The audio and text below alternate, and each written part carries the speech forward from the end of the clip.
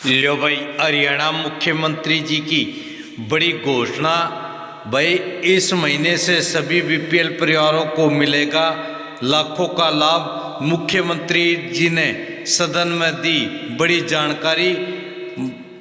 3 बड़ी घोषणाएं मुख्यमंत्री जी की सदन में सभी हरियाणा प्रदेश वासियों के लिए।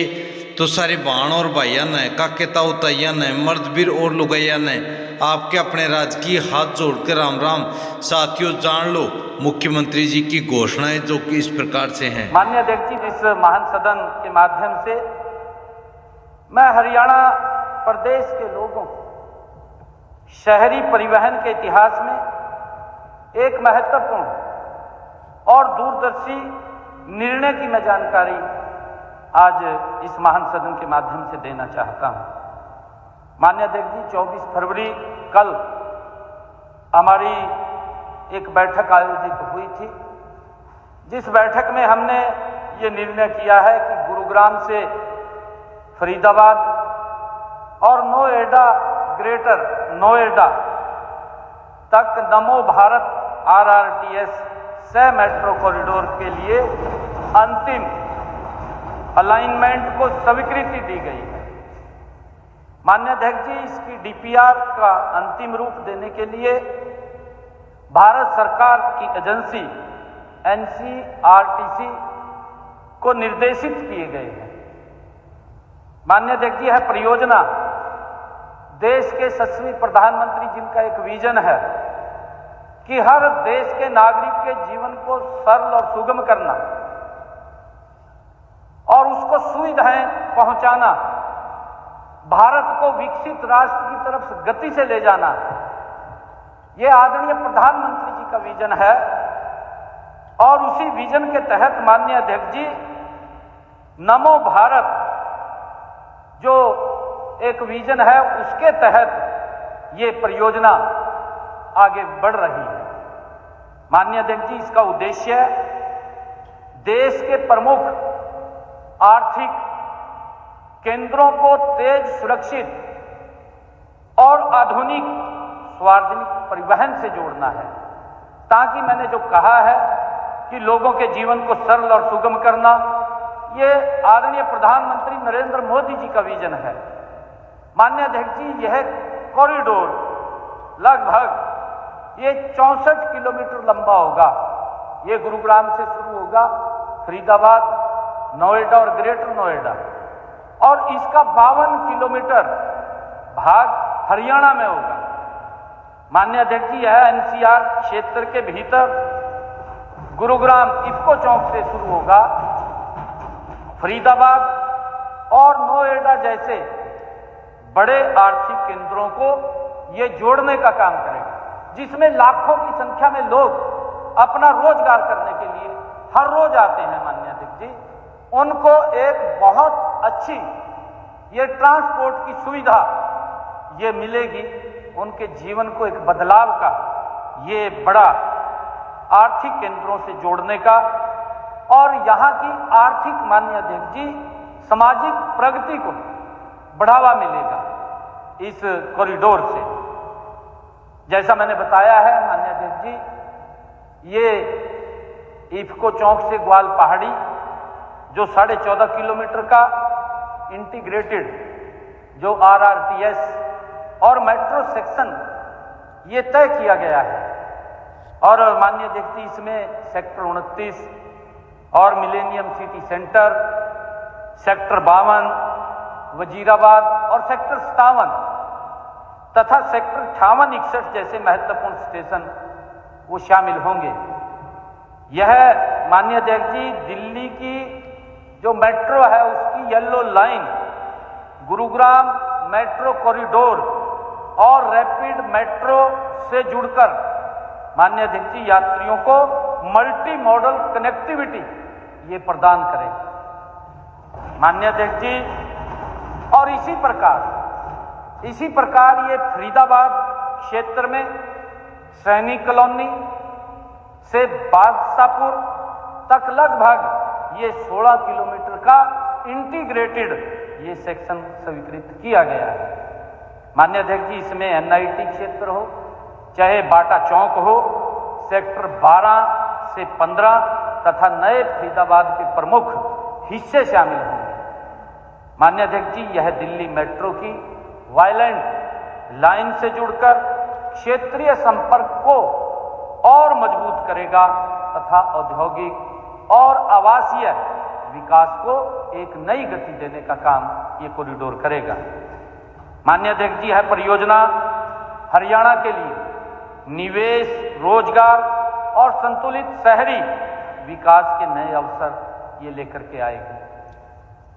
माननीय अध्यक्ष जी, जल्द ही इसकी डीपीआर पूरी करके इस कार्य को पूरा किया जाएगा।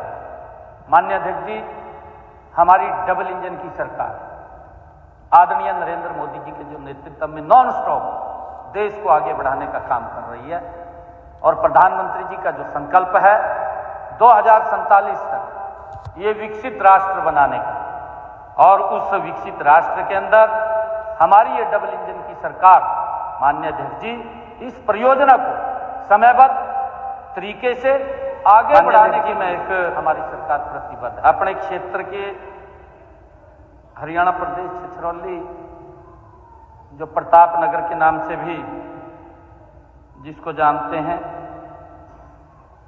उसकी भूमि के मालिकाना हक का विषय जो अत्यंत संवेदनशील भी था और जन भावनाओं से भी माननीय अध्यक्ष जी जुड़ा हुआ था। जो हमारा छछरौली प्रताप नगर है, छछरौली की जो खसरा नंबर है 125, 152 और 134, उसकी जमीन का लक्ष्मण मालिकाना हक 1887 से लेकर के अब तक सरकार के पास रहा। हमारे वहां के नेता कंवरपाल गुर्जर जी वो समय समय पर इस बात को लेकर के चिंतित रहे हैं, क्योंकि शहर के लोग उसको भी मिलते थे, हमें भी आकर के मिलते थे कि ये पूरा का पूरा छछरौली शहर ये सरकारी भूमि के ऊपर बसा हुआ है। उनको बड़ी दिक्कतें आती थी रजिस्ट्री के अंदर भी, और यह जमीन शुरू से ही माननीय अध्यक्ष जी गैर मुमकिन आबादी के रूप में ये चिन्हित थी। उस पर पीढ़ियों से सैकड़ों परिवार अपना घर बना करके वहां रह रहे हैं। मैंने उसका जिक्र किया है कि 1887 की बात है जब छछरौली वहां बसा है। माननीय अध्यक्ष जी 2020 तक इन संपत्तियों की रजिस्ट्री होती रही, जिसमें लोगों का विश्वास और अधिकार दोनों जुड़े रहे। माननीय अध्यक्ष जी, केवल तकनीकी आधार पर इन परिवारों को असुरक्षित छोड़ देना हमारी सरकार का ये दायित्व है, न तो न्याय संगत है और न मानवीय है। माननीय अध्यक्ष जी, मैं आज आपके माध्यम से इस महान सदन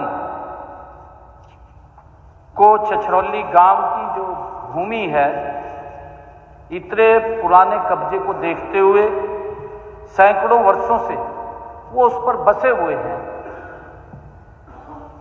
मौके पर कब्जे के आधार पर विस्तृत सर्वे और रिकॉर्ड सत्यापन कराकर वास्तविक जो निवासी हैं, जो मूल निवासी हैं, उनका मालिकाना हक देने की घोषणा मैं आज इस महान सदन के माध्यम से करता हूं। माननीय अध्यक्ष जी, यह कदम दशकों से बसे हमारे परिवारों को सम्मान, सुरक्षा और स्थायित्व देने की ये ऐतिहासिक पहल है। हम लगातार हमारी सरकार एक एक रिफॉर्म, जो लोग इस लीगल उलझे रहते थे लीगल कार्यों के अंदर, उनसे राहत देना हमारी सरकार का दायित्व है।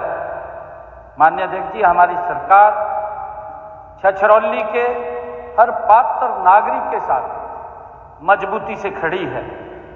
मैंने एक स्टेटमेंट भी दिया था, मैंने किसी मंच के ऊपर कहा था कि बुजुर्ग हमारे पिता समान हैं। ये भारतीय जनता पार्टी है माननीय अध्यक्ष जी, जिसने बुजुर्गों का इतना सम्मान करने का काम कर रही है। माननीय अध्यक्ष जी, मैंने ये भी कहा था, मैं आदरणीय नरेंद्र मोदी जी का धन्यवाद करना चाहता हूँ कि उन्होंने अभी अपने संकल्प पत्र में एक बात कही थी कि 70 साल का ऊपर का कोई भी बुजुर्ग है, अगर उसको कोई बीमारी हो जाती है या कोई बीमारी आ जाती है तो परिवार को इलाज की चिंता नहीं है। माननीय अध्यक्ष जी, सारा इलाज नरेंद्र मोदी और हरियाणा सरकार कराएगी। 5 लाख रुपए का माननीय अध्यक्ष जी, उसको अलग से कोई भी बुजुर्ग है। और ये इस प्रकार की अफवाह है थी माननीय अध्यक्ष जी, उन बुजुर्गों के अंदर विपक्ष ने ये पाप किया है अफवाह फैला करके, कहा पेंशन काट दें। अरे पेंशन काट देंगे माननीय अध्यक्ष जी हम किसी बुजुर्ग की? हम तो उनका सम्मान बढ़ा रहे हैं। मंत्री जी ने ये कहा है कि अगर कोई शिकायत आती है, ये सरकार की जिम्मेवारी है उसको वेरीफाई करना। वेरीफाई करना हमारी जिम्मेवारी है, और उसको वेरीफाई करने के लिए उसको थोड़ी देर होल्ड किया था और वो चला गया सारा का सारा। नहीं, गुनाह नहीं है, पर अफवाह नहीं फैलानी चाहिए। अफवाह फैलाई आप लोगों ने, कमाल कर दिया। इसका मतलब नहीं, इतनी अफवाह फैलाई दी। आपके समय में बुजुर्गों को 1-1 साल 6-6 महीने पेंशन नहीं मिलती थी। हमारे काद्यान साहब बैठे हैं, देख दे रहा थे जो बुजुर्ग बैठे, पेंशन नहीं मिलती थी और उनको जाना पड़ता था 5-5 किलोमीटर दूर, 5-5 किलोमीटर गर्मी में माननीय अध्यक्ष जी पसीने में जाना पड़ता। पानी पूछने वाला नहीं था बुजुर्गों को कोई इनके समय में। हमने घर बैठे आज ये सम्मान दिया है, आज ये सम्मान दिया है कि बुजुर्ग के मोबाइल के अंदर SMS आता है माननीय अध्यक्ष जी, ये आपकी सम्मान आ गया है, आप जा करके ले सकते हैं। और जा करके बैंक में ATM के ऊपर कोरे नोट कटवाए का और अपने पोत्यानु रेवड़ी खिलान दे, वो आ सकता। आपके समय में तो पोता भी तो रानी लगा। माननीय अध्यक्ष जी, मैं इस सदन के समक्ष यह स्पष्ट करना चाहता हूं कि कल का जो प्रकरण में शामिल हमारे कुछ हरियाणा सरकार के विभागों का पैसा था और बोर्ड कॉरपोरेशनों सहित संपूर्ण राशि मात्र 24 घंटे के अंदर हमारी सारी राशि वो वापस हमारे खातों में जमा हो गई है, जो वो राशि गई है। माननीय अध्यक्ष जी, लगभग बैंक द्वारा 556 करोड़ रुपए जमा कराए गए थे, जिसमें लगभग 22 करोड़ रुपया ब्याज का भी हमने लिया। जो ब्याज था वो भी वापस आ गया, उसको भी हमने जमा, ये हो गया है। और उस पूरे पैसे की रिकवरी भी हमने मात्र 24 घंटे के अंदर कर ली है।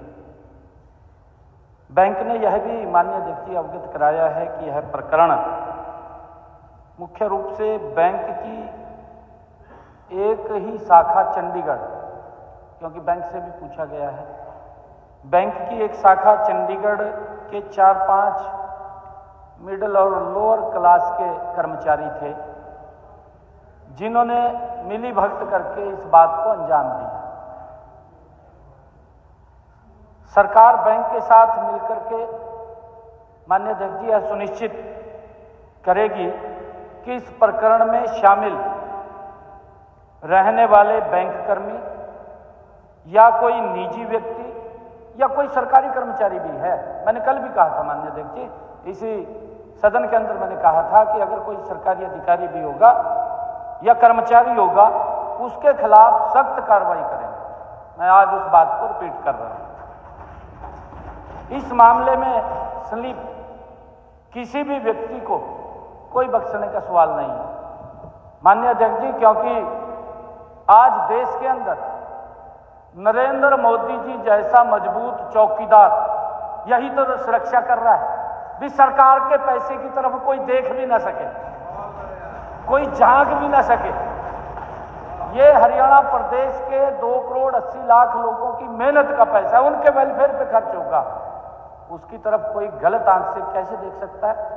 उसके खिलाफ सख्त कार्रवाई हमारी सरकार करेगी। मैंने कल ही कहा था माननीय अध्यक्ष जी, इसके अलावा सदन की जानकारी में मैं यह भी लाना चाहता हूं कि हमने वित्त सचिव के अध्यक्षता में एक हाई लेवल कमेटी भी बनाई। मैंने कल घोषणा की थी माननीय अध्यक्ष जी, प्रेस के अंदर घोषणा की थी मैंने कहा था कि हम एक हाई लेवल कमेटी बनाएंगे जो न केवल इस प्रकरण में शामिल अधिकारियों कर्मचारियों की जवाबदेही तय करेगी, बल्कि ऐसे सुझाव भी ये कमेटी देगी जिससे भविष्य में इस प्रकार की स्थिति न बन सके जो स्थिति आज बनी है।